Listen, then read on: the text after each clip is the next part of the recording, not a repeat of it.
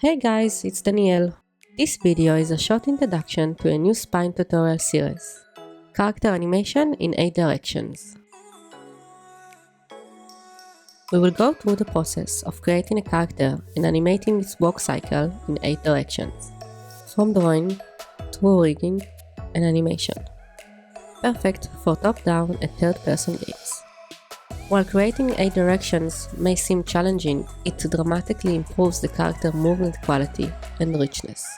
I will share time-saving tips for creating so many directions and how to optimize our workflow when creating such complicated files.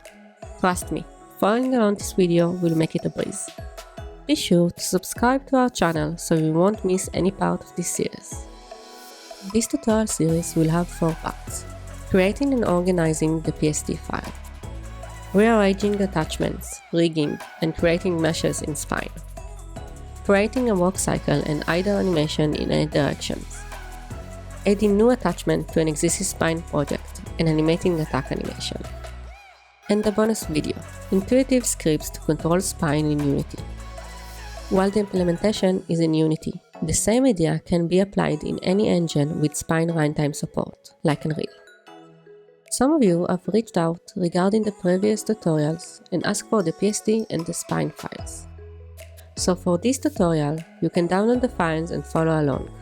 Don't forget to check the descriptions for each video and download the files matching the state of that video.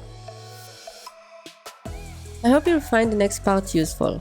As always, I love hearing from you, so feel free to reach out in the comments.